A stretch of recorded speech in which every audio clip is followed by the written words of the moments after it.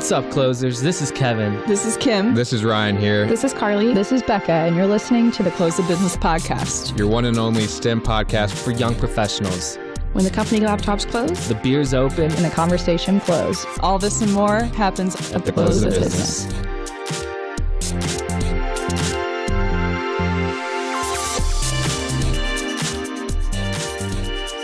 All right, welcome back, closers, to episode 28 of the Close of Business podcast. Today, we have an interview with Tom Friend, which originally was planned to be a blockchain Bitcoin interview, but as you'll hear, kind of got into a lot of different areas and ended up just being a great conversation with an incredible guy. Talking about life and how wonderful it is. Who doesn't want to have a conversation with a cool dude over beers about that? Literally over beers. This interview took a little turn that we weren't expecting because originally, we went to his presentation and it was all about how these utilities could use kind of abandoned substations to help supply power to mining farms for blockchain, essentially. And so that was our idea when we started, and we just got into his resume and it was just, okay, let's talk about whatever's under the sun. Immediately became fanboys. And Ryan, let me preface this real quick. This is the last of our PGI, our PowerGen International interviews. If you guys remember, I think the last couple episodes have been these interviews. We've had 5 of them. This is the 5th. And when Ryan's mentioning going to that presentation, he actually gave a presentation over Bitcoin at PGI that we went down and attended. And then we happened to snag him immediately afterwards because we knew that this guy was an expert and knew what he was talking about. So Also, super charismatic and hilarious. Did he sound like that when he gave his presentation too? Or? Yes. Yeah. Okay.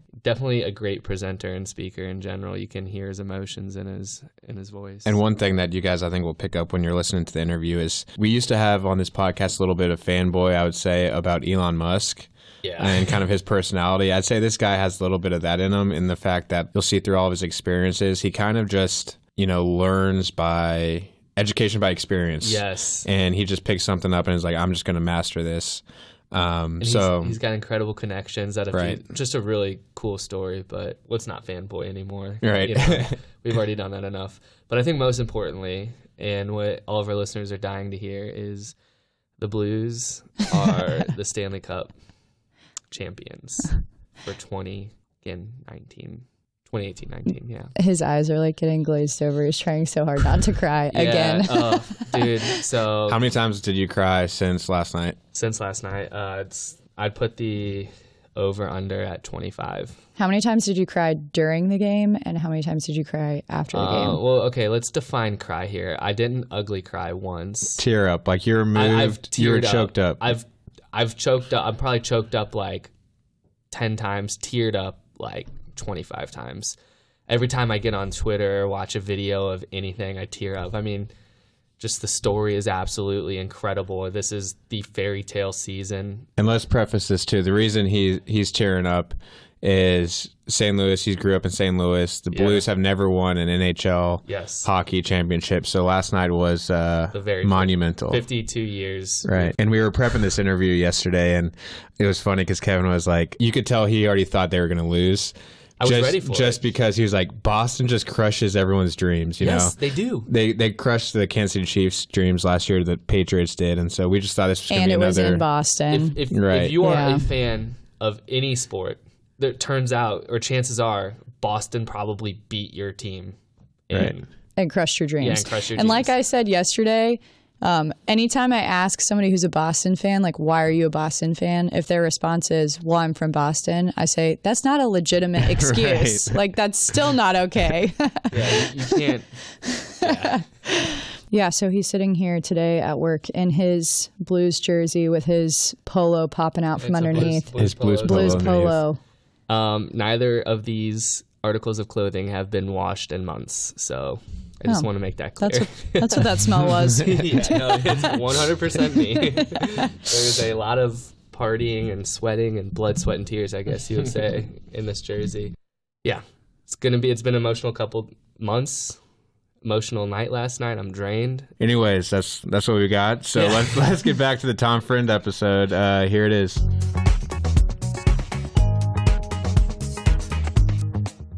How's it going, closers? Welcome to the Close the Biz podcast. We have on today, I would say, one of the most interesting guests we've had. Someone I would definitely want to sit down at a bar with and share a drink or two for a couple hours. Well, we have beers. We Cheers. are actually. Cheers. Cheers. All right. A little can. So, Tom Friend or Thomas Friend. Tom.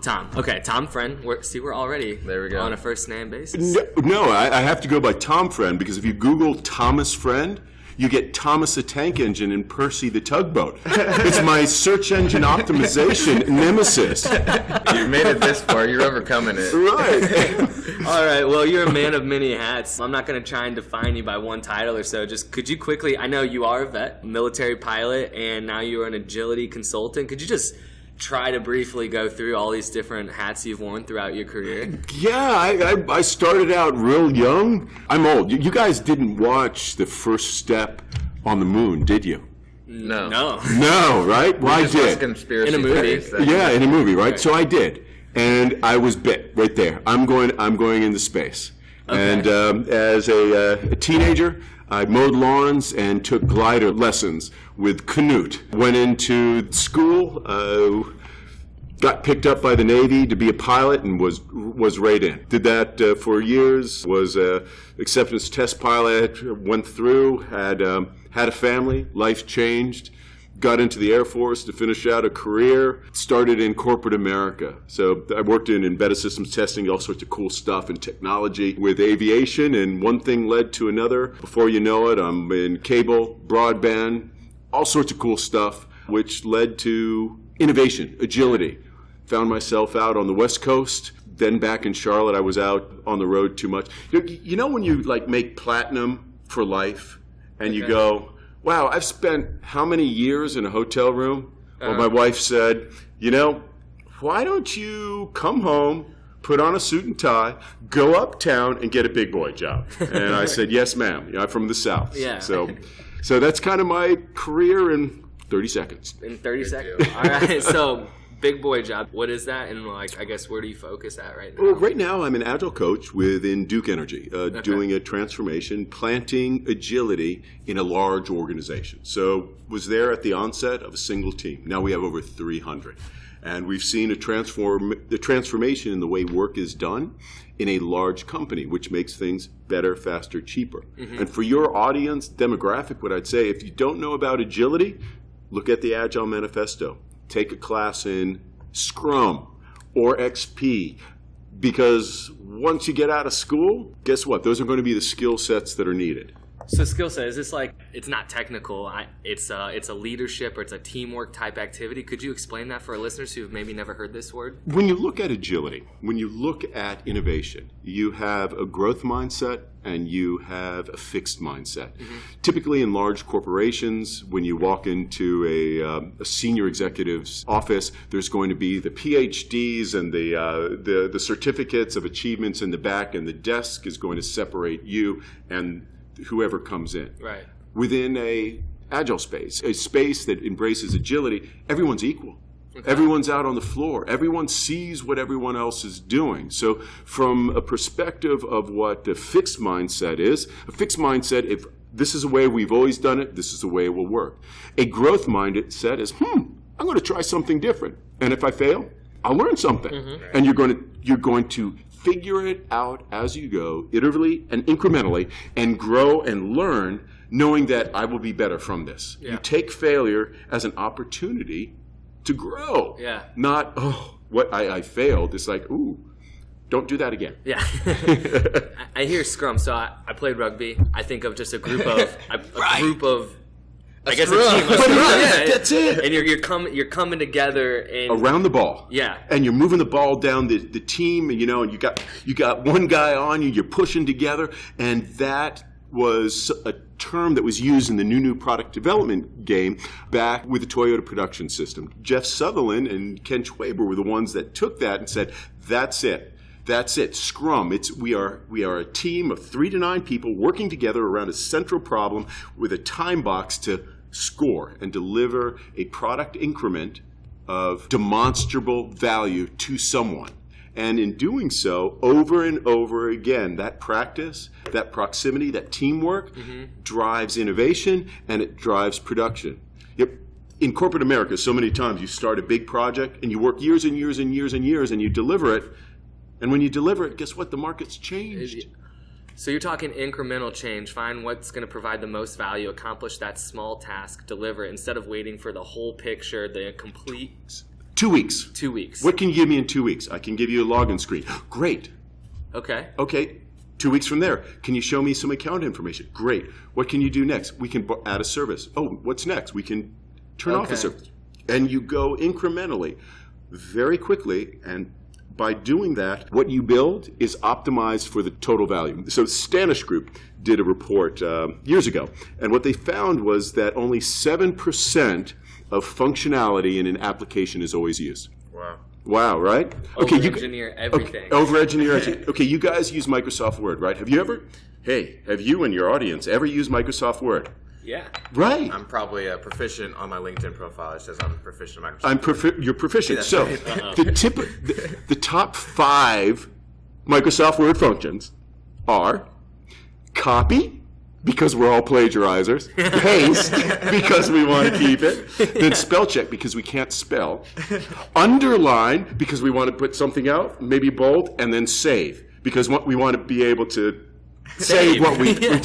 What percentage of functionality do you think that represents in Microsoft Word? It's probably like 0.5% or something. 30-something percent.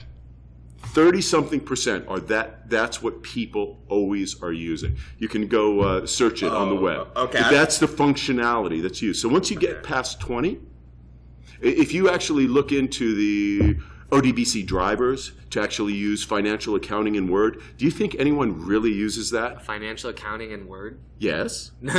Right? There are thousands of features in there. But at a certain point, you don't need it. Yeah. And when you build that, you are wasting money in your applications. And we over-engineer things so many times rather than creating the value that will be used.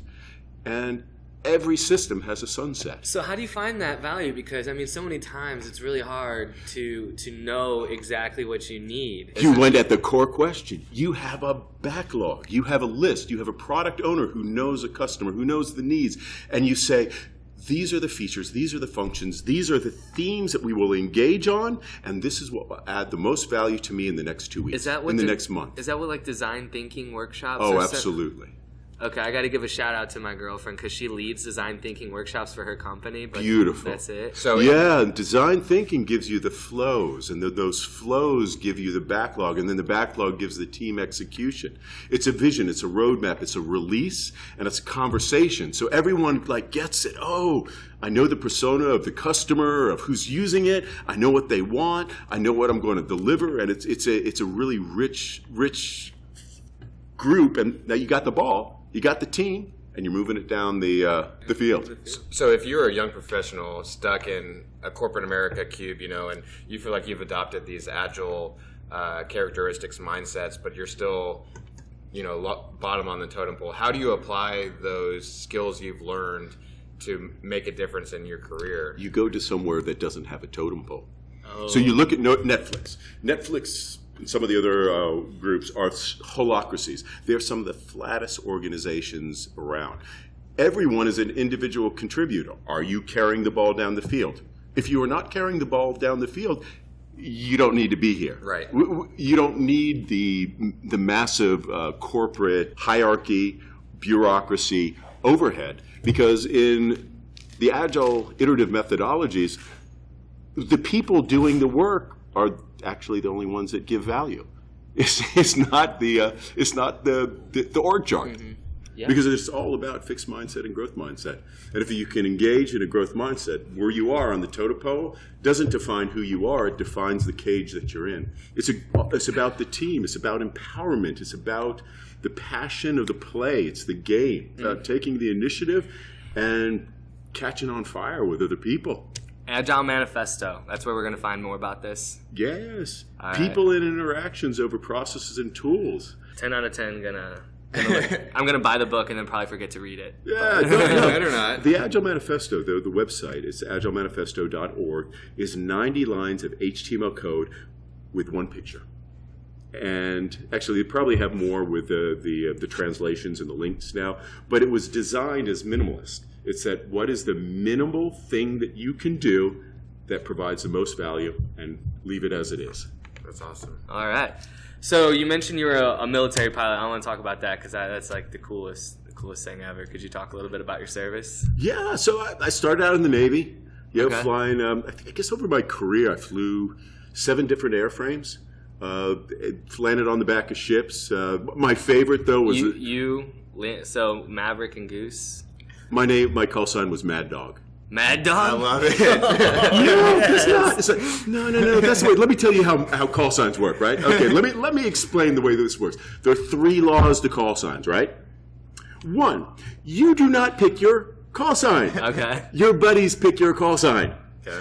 When you object, That's it it. sticks, right? So, and if you, and the caveat to this is that if you object to the objection, then it's like, now you are getting a really, really ugly. So Mad Dog is like, so I'm really laid back. Okay, like here maybe, but really laid back, kind of cool. And someone's like, we had an altercation, something, and one of my buddies looked over at you're on the top of Mad Dog's list. It's like, that is the most stupid characteristic. I was like, stick. There it is. There it is. So you've landed on the back of cruise ships and... Yeah, North Atlantic at night at 3 in the morning.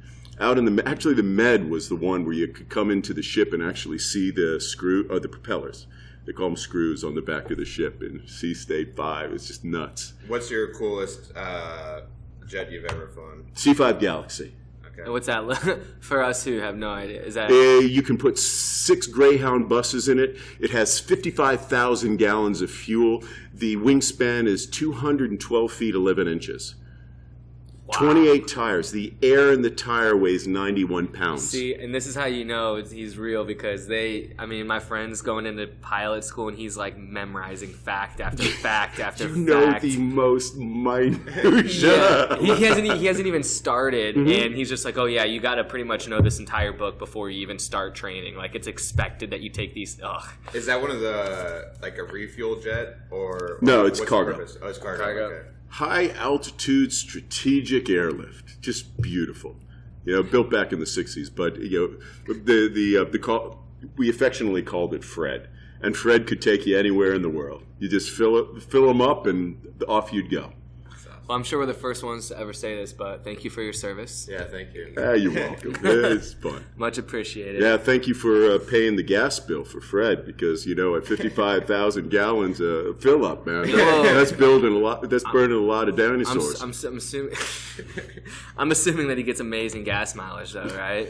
Like your Toyota Prius, 55 miles to. It comes out to be like 1 gallon a second. I mean, some crazy. You're kidding. Yeah, no. I mean, it's nuts. Because the fuel lines are like that big. It's crazy. That is wild. Okay, we could continue on and on about your past, but really the reason we brought you in is because we came to your presentation at PowerGen over blockchain, specifically crypto mining, and an opportunity for utilities in, was it like the flattening load demand or whatever. Before we get into that specific of a rabbit hole application of blockchain, for our audience out there, if you haven't lived under a rock, you've heard blockchain, you've heard cryptocurrency and Bitcoin, the rise and fall.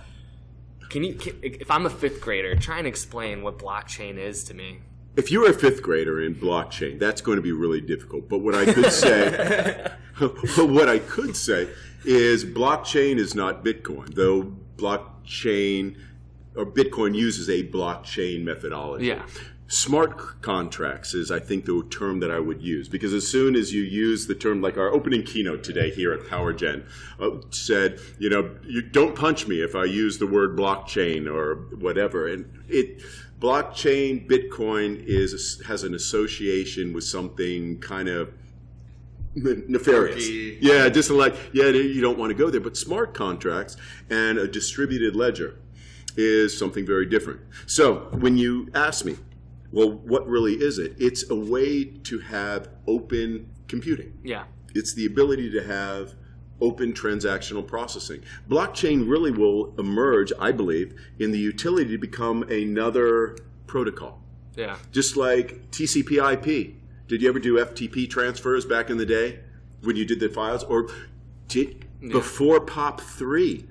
What's POP3? Right. Okay. So how you have your email. So one email can send another email to a different type of. I can send from Gmail to your Microsoft Mail, and they have POP3 connectivity. So they have their ability to talk to each other. I didn't even realize that those are. When you look at, I thought an email is an email. Is an email. So when you look at a website, you have HTML. Yeah. Right? Yeah. Okay. Yeah, So everyone uses the same standards, right? So blockchain in itself will become a standard depending on what verticals you are in. Okay. And that standard of transactions and smart contracts can be defined around particular industries, around particular needs. And that in itself has tremendous opportunity because then you abstract layers of data that you don't have to manage. You can focus on the particular aggregation and functionality within your particular needs. And that might be too technical for a fifth grader or whatever you were saying, but now we move up to college level. All right? All right, let's do so it. Here you're at. The Medicis, double entry accounting. Whoa! You actually have accounting and know that someone's not skimming your books, right? Well, here we've moved to blockchain. Now you have triple ledger or triple entry accounting because everyone has the same book and are sharing the same book. So you can see what's happening transparently and everyone agrees through that open ledger, which is incredibly powerful. Is it like Google Drive? So I guess That's the dumbest if thing I'm I've gonna I shifted gears and popped the clutch and the wheel squeaked and you guys, never mind. No, I tried. No, I'm going to give you my fifth grade approach on it and see if I misspeak and correct me. So blockchain in its essence is an open network that allows you to verify transactions. Documents in a way that the way it verifies is you got all these kind of this network and these nodes or are they nodes? Yeah, you nodes. can use And nodes. these nodes are essentially verifying things that are going on across the World Wide Web. Mm-hmm. So what happens is, I send you a contract document or whatever, and it's verified through different sequences of coding, and that is recorded, and it is permanently on the blockchain network. And you use hashing. So basically you use an algorithm that is based on a unique key that then if you go back and you change something, it wrecks everything. It says, nope, talk to the hand, can't go out and do that. But there's 3, 4, 5 now different ways. So there's proof of work where you have to solve mathematical stuff. There's proof of stake. It's like, you're in it, we trust you. There's proof of reputation. And then there's open peer-to-peer networks. So there's all sorts of different ways now that are emerging. And it's like we're at the infancy of the internet right now. It is so, it's crawling and ready to stand up and walk. So the way that it verifies, I guess, is that, multiple nodes, I guess, verify whatever transaction, whatever exchange of whatever medium it is. And that's out there and it never can be deleted. It can never be canceled. But you have that unique key that you were talking about that keeps it private. How is that, I guess, maybe can you explain that unique key and how... I would love to, but I'm not going to because we need a whiteboard. And when you actually get into it, it's fascinating. So you have various levels of encryption with smart contracts. It's really cool. We're going to lose your listeners if we go there. Okay. So what I understand is it's essentially an inscription. Anytime you interact with this whatever a blockchain is, this sounds so dumb. It is like inscribed in the chain itself. Like it is inscribed. So let it be written. So let it be done. Yes, You don't go back and change it. Yeah.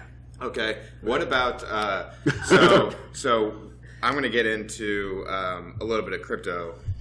We kind of. Now we're going to crypto. Do you think we explain blockchain a little bit? We'll find out. Okay. So pretty much crypto is a way of utilizing blockchain to exchange currency. Virtual currency. How about that? Virtual currency. So question I have is when they have these splits of Forks. When they have those forks, what is a fork and how does that affect the crypto itself? Well, Can you forks explain? are actually built into various blockchains from a perspective of transactional accounting. So your forks basically allow you or afford you the opportunity to split from transactions, so you don't weigh down your network. So at a certain point, remember when Bitcoin was getting weighed down? It would take like an hour to do a transaction. It's like, okay, we're going to split. We're going to have a hard fork. We're going to create another instance. We'll create another instance, and you find that, wow, Bitcoin Cash didn't do so good because everyone comes back. But it's perception, and it's what people believe it to be. But there is built-in scarcity, which is fascinating. So a fork, you're essentially creating another strand of encryption or code, and Yeah. okay, Because the one chain was way too long. because the verification process just took way too long. So, Right. So you're creating another one, and it's like, okay, here's another pool that we can create, and this can be another store of value or a transactional ledger that we can use. Still blockchain, still Bitcoin. Yeah, Bitcoin base. Because if you go out and you look at the various coins that use the Bitcoin blockchain, they're hundreds, maybe even thousands. the names And are if great they- too. I know, aren't they? If you go on a Altcoin, Bitcoin right? exchange, yeah, there's coins you've heard of like Ethereum, altcoin, Bitcoin, but then there's also like you can name your coin whatever you want to name it. So there's like, I mean, probably some inappropriate coins. Yes, out definitely there. inappropriate coins. There are out there. I could go create my own coin. Yeah, and you can name it whatever you want. Is that what? That's not what a fork is, though. Right? No. No, You know, so that's like, different. but you'd have to select a protocol. So you can go out right now on the testnet on Ethereum, and for like $7, create your own coin, or even less than that. You can create your own coin and have your own coin and run it on the testnet. And actually, with a testnet, it doesn't cost you anything. So you can create your own coins and trade stuff back, test your smart contracts. And that's you do that before you actually will go live with like an ICO or something along those lines. What So is it backed by? Why does Bitcoin Nothing. have value? it's perception. People, It's the bubble. it's a bubble, man. It's a bubble. It's like tulip mania in the 1600s in Holland, in the Netherlands, where you would have a bulb that would be worth the house because perceived value. So Bitcoin, I guess, from what I've heard, every coin kind of has its strong suit, if you want to say. It's uniqueness. Its uniqueness. But there's different types of coins. Right. So, like Ethereum, one of the things I heard about is, people say it may last because isn't it quicker than like Bitcoin? Well, it is quicker, but you look at EOS, you look at IOTA, you look at all these different protocols that are coming out now that are absolutely blazing fast. The EOS design is orders of magnitude greater than what Visa can handle from a perspective of transactional processing per second. It crushes it, but it's yet to be seen. For my own company that I'm working with some of my partners, and we're looking at EOS, we're looking at IOTA, we're looking at Steam, we're looking at different blockchains from a perspective of being able to serve the customer needs at a low price point and high transaction speed, and where you're going to trade on various exchanges, and also regulatory compliance. So we're talking with the SEC, the Commodities and Futures Trading Commission, to be able to ensure that we are in alignment. So we'd rather have those discussions up front than afterwards when you get the knock and people show up. Yeah. I guess my question is, what was Bitcoin the solution to with our currency? Why was there a need for this blockchain form of currency? Manipulated currency, right? But it's not manipulated. Well, and that's the beauty. Well, that's the beauty of it. That's 21 what it million Bitcoins is the limit. That's it. And Satoshi, when he created it from a perspective of, hey, we're going to create a finite currency that can't be manipulated by a Federal Reserve, and people can change value. And in our society, we take for granted that a dollar today is a dollar tomorrow, and inflation is a few percent. Right. But when you look at Argentina, Bolivia, oh my goodness, Zimbabwe. I have a $100 trillion bill. Right. I bought off of eBay for like $2. And you look at that and go, oh my goodness.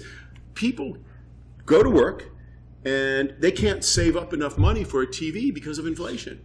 If you look at the medium of exchange in some of the Central African countries where people are using a cell phone crypto, Yeah. All right.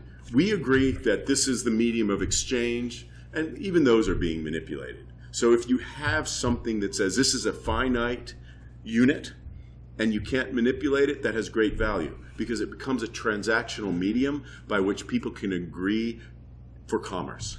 So do you think it has the most value in maybe these countries where the government will manipulate the currency, steal your money, tax you to death, all the above. So then, in a sense, you could have a company pay your employees in whatever cryptocurrency they want, and that's how they transact. Absolutely. All of these things. But the question I have is, though, Bitcoin at its top was $20,000 That's awesome, per Bitcoin, but now it's well below 10,000.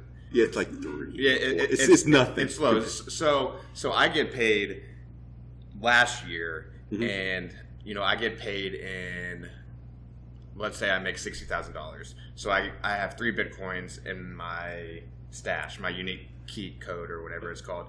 But now that money is worth $9,000. I'm sorry. Okay. Right, and that's the we're crawling. We're at its infancy. It hasn't matured. So do you think that it stabilizes at ultimately it does. Any market stabilizes over time. Okay. And as Bitcoin comes into its maturity, and I believe it will be like the .com. When you look at domains, there are 400 domain names out there, right? Yeah. But .com is .com. That's the standard. Bitcoin, Okay. I think, will always have a place as like a standard. Maybe it will emerge as like a reserve currency, like we have with gold, right? So you have a finite amount of gold. And actually, Bitcoin, there is a lot of value that has been put into mining Bitcoin from an electricity perspective.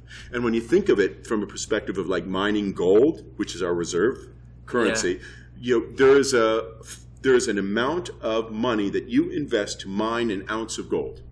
Yeah. There is an amount of money that you invest to mine a Bitcoin. And it is that investment of effort that creates that scarcity of that value. Is gold really valuable other than, well, it's scarce? Yeah. Same thing with Bitcoin. So ultimately, perhaps it becomes a reserve crypto of some sort. I don't know. I wish I did. I wouldn't be sitting here with you guys. Maybe you would. I thought we would. You guys brought beer. We're good. Yeah. Speaking of which, you want another? Yeah, sure. Here we are at PowerGen 2018. It's awesome. There are like people that like produce power. So I was here because I have a company on the side with some of my buddies that have shipping container mining units that we can plug in anywhere. And our golden ring is to hook up with like a merchant cogen that has extra power capacity that's stranded that they can't sell, and say, hey guys, we'll show up at your power plant, bring our units, and we can plug in. And here's the deal. Every unit that we bring in is the equivalent of adding 1,000 homes in your service area. Do you know how long 1,000 homes would take to build? We can do it in a week. Actually, we can do the equivalent of 5,000 homes a month with our current base. And the service you're selling is they're not wasting the power. Do they get to keep the Bitcoins that they're mining? They don't want anything. No, we don't want anything to do with those Bitcoins. Ooh, no, because then you have tax, you have IRS. We are a hosting company. So you guys can have the mining equipment. So we have customers that have mining equipment that put them into the container, and you bill them by the month. So we are a landlord, and they pay in fiat currency, and it's all above board with tax, with accounting, with everything. And however the crypto is handled, that's out of our hands. So you're just selling them a place to stay. You're the middleman, essentially. No, we are the host. They need the power, and the utility needs to get rid of their power. Right. So you connect the two and say, hey, I'm the host. I have these shipping containers that are built with your guys' equipment. I found a source for you. Right. You bring the horse to the watering hole. Exactly. And the beauty about it is you don't have to add So for those on the podcast, here's the way the whole electric system works. You have a generator, a big generator that makes thousands of megawatts. And a megawatt is a lot of juice. A megawatt is somewhere around 700 homes. That power goes out of the power plant into a step-up. That step-up then goes into those big transmission lines to a step-down into a distribution network. Yeah. And that distribution network goes all the way to the telephone pole or whatever by a home. And if you see those little cans, then that steps that down to 240 or 110 that goes into your actual house. Yeah. But it's really inefficient. So if you can get way upstream, you can get a lot more value for the cost of fuel to the generators because they don't have to go through step-up transmission, step-down, and distribution. There's losses in every single one of those. So what voltage can these processing, We want it at 240. Because 240 is 7 amps for a standard ASICs. You have the Ethereum miners, the altcoin miners. Basically, you want to have the higher voltage, so you're able to get more efficiency out of it through the power supplies. So what does mining even mean? Because you mentioned that you only want 21 million Bitcoin. So when you're mining, are you creating more Bitcoin? So from the way that the Bitcoin the transaction works, there's a reward. You're rewarded when you solve a mathematical problem, and you get a transaction fee. So imagine, ultimately, it's just going to be a transaction, I believe. So when you look at a check, if I was to write you a check and give you a check, you take it to the bank, and they would do an ACH. It's like, okay, so I take from this central system, I take money from your account, and I put it into your account, and everyone goes, good, give me 25 cents. Okay. Same thing is happening here, but the ledger is open. So I'm taking from this address and giving it to this address, and there's an intermediary and a bunch of them that say, yes, he said this, yes, he said that, we're good. And you move on. And they get a slice of that 25 cents. So is that the way that blockchain ties into, not separates itself, but if people don't think crypto's around to stay, people who don't think that, but the way like you see GE or you see IBM or you see all these companies who are promoting blockchain. Different. Crypto, blockchain, different. Right. So the way, what they're trying to do is, are they promoting companies are interested because they can do all this verification stuff and storing their information, and they feel that it's a higher reliability than storing it on whatever the cloud or the whatever drive. Is that what? Central data stores are inherently risky. So what did we see this last couple of weeks? We saw Marriott, I think was the latest one. I just got an email. Hey, we've been hacked and Starwood, blah, blah, blah. You have your passport and everything. And it's, oh, great. That's wonderful news. Thank you for sharing that. Love to hear it. Yeah. Love to hear that. And if your data is abstracted over thousands and millions of little pieces everywhere, guess what? You don't have a big honeypot that some hacker wants to break into and deal with. Decentralization is an incredible incentive to use a blockchain where you're able to abstract that data everywhere and use it when you need it.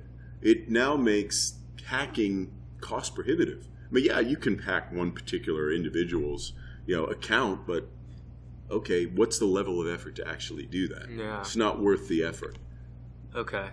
Is that helping? Yeah, no, that helps a lot. That's what I thought. But So IBM, Microsoft, Google, all the players out there now are getting into the game. And you look at Accenture, EY, it's caught the ear of the real players. And ultimately, it's going to be real companies that weigh into that. And that's why I'm here. Because I believe that blockchain is an enabler. It is a supporting actor in the energy industry with what we call interoperability. And the whole movement from central generation to distributed generation and using solar and wind and reducing the carbon footprint started a decade ago. Actually, it started in the 70s if you go back and you look at what was done during the energy embargo. Mm-hmm. And it has slowly grown to be where it is today. Yeah. And blockchain technology, smart contracts will provide a ability for the standards that are creating or being created, like with the IEEE under the strategy that the Gridwise Architecture Commission created that draw these things together to allow people to access information rather than saying, I have a firewall, you have to come into my system and you have to conform. It's like, no, everyone is equal and has access to the same information. And that's awesome. That's a level playing field. So when these companies are creating blockchain, are they creating their own like strand of blockchain? It depends. Okay. So you have private blockchains, you have public blockchains.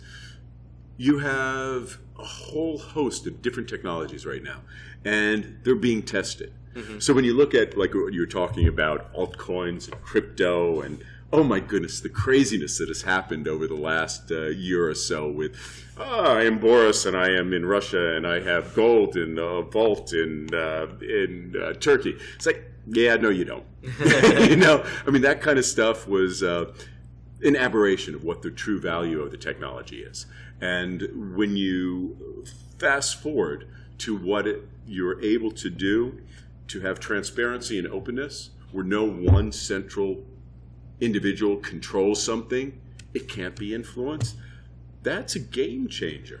I like that. Will the government ever adopt Bitcoin for their... Because what do they see as an advantage? Like, don't know. What do these third world countries, they get obviously value out of manipulating their currency. Why would... What you mean, are you saying that a quantitative easement is manipulating our currency here in the United States?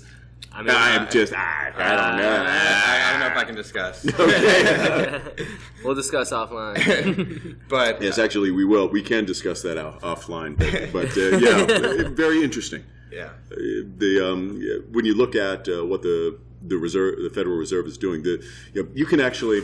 So from a Federal Reserve perspective, you can actually, when you look at how money goes through the Federal Reserve cycle, are you familiar with that? How the whole the theory of money supply works? No. Okay, probably not something we can go in here. Okay. But you can go all the way down to the drawer and the serial number on a dollar bill and track that through the flow of money.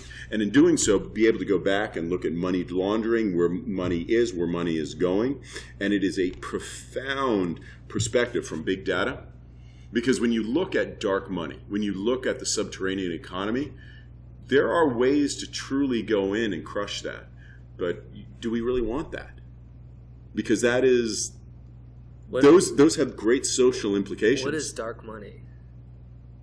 It comes from the subterranean economy. It's money that Is that the black market? Okay, go read up on the 1,000 rupee note.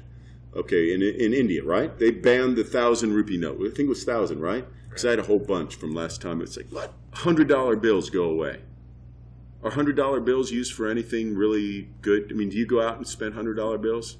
Well, didn't in like India they made all of you had to turn in currency to get it exchanged, and if you didn't turn it in by a certain point, then it goes away. It goes away. Right. So all this money that's happening outside of the table of transparency, where people can see what's actually going on.